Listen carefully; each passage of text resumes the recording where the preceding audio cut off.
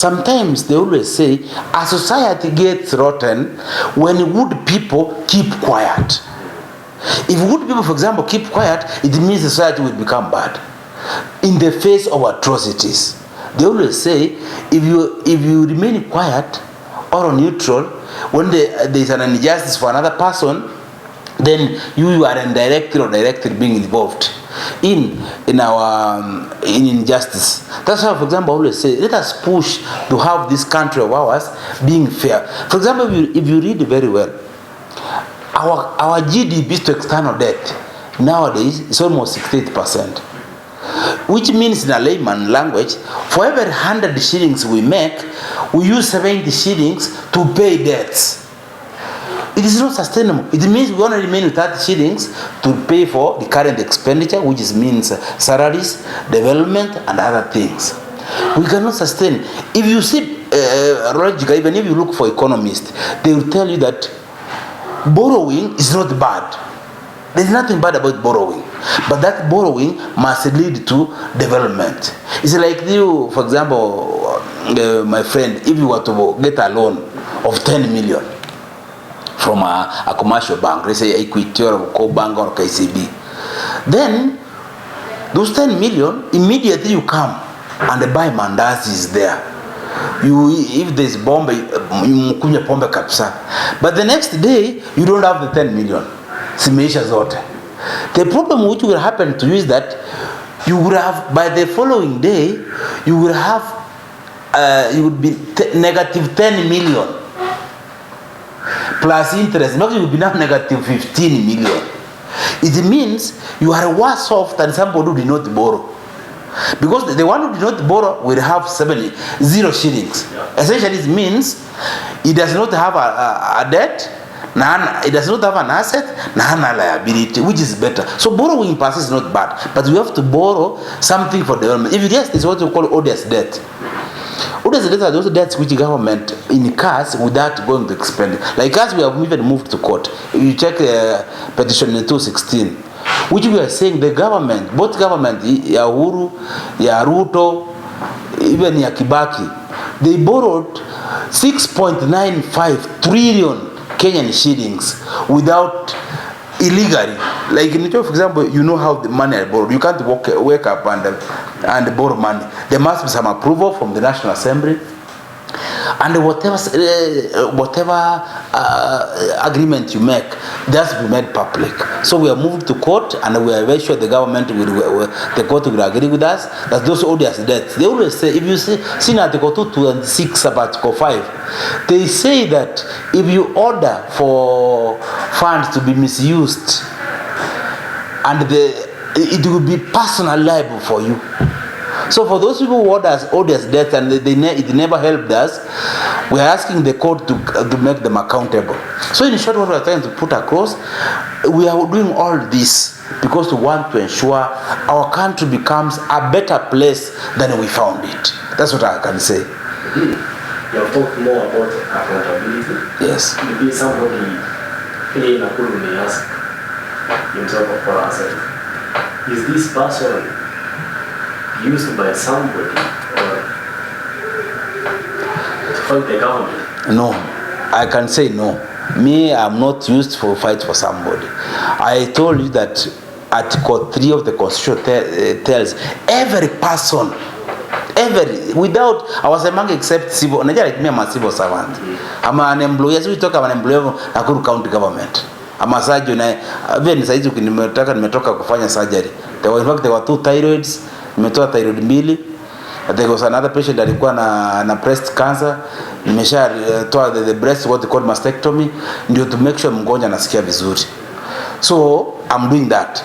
But they say every person has a right to uphold, respect, and protect the Constitution. So maybe I'm not used, I'm just doing what the Constitution says. And I've told you, if we were to write this Constitution, if you realize, a Constitution is a paper. If it was there, nobody protects it. You do anything, imeandikwa tu lakini nobody does. Then we will have a useless Constitution. We have to fight so that the concepts of the Constitution are protected. You know, Manoti, if you realize, even the churches, when we move to court, they don't use magic. Hawatupi kitu hii wanapata the answers. They use the law. They say that this is what the law says and this is what you do. They compare.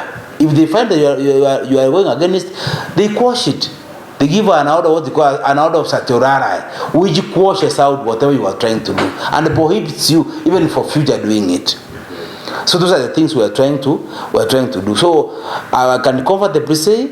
I'm not used. But the only thing I always say, sometimes people will always say, oh, unatoa pesa wapi? Not just sometimes. Me, I use my own money, my own salary money. The county government of Nakuru pays me for serving people. Hiyo salary yangu natumia kidogo na natumia for my family kidogo na kidogo naitoa ndio ni serve people. Because they always say, Paul said this, that there is nobody who is so poor that he cannot give, and or who is so rich that he cannot receive. So that means that even if with those amount of money I have, I want to make a society better. Because I told you, a society becomes rotten when good people keep quiet in the faces of atrocities. So I want to make this society of ours better. So you have rubbished those rumors. Yes, I'm not a gun for hire, let me call it like that. You know, I do my things. Your time, una manage being a doctor, being a okay. Number one, me, I like my work. Like me, I'm a surgeon, I like my work, I like going to theater. Nataka kutumia kisu yangu vizuri. Sisi tunafanyia watu wa surgery wakilala, lakini uzuri hawasikiangi uchungu. Tuna make sure wamelala vizuri. But I like my work. So what I do, I utilize my work. I wake up very early in the morning after praying, doing some small jog up for health. Naenda sometimes nasomesha my colleagues.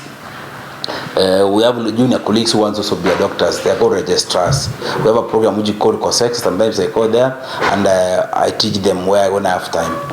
Or when sometimes I go to the ward. After that I go to the ward. Nafanya ward round. Kama kuna clinic, nafanya clinic. Kama kuna emergency surgeries, I do those emergency. If there is emergency ni zile, kama kwa mfano ukidungwa kisu saa hizi you have to be sorted. Elective ni kuna shida pengine it doesn't have to be done the same. Kama kuna elective surgery, elective surgeries you do them. Jioni ukikuja, kama ukiona kuna shida imeaffect wa Kenya, jioni niko na computer kwangu nyumbani. Unakaa chini, una draft petition. Hizi petitions zote mimi najidraft yanga at night. Between saa 12 na draft inaisha kama saa 3, then na brush up ikwe vizuri, ma errors inatoa, prayers vizuri. By saa 6 saa 7 ya usiku na file. Nowadays the former Chief Justice Maraga introduced our system what they call e-filing system. Yani you can file while you are sitting at home.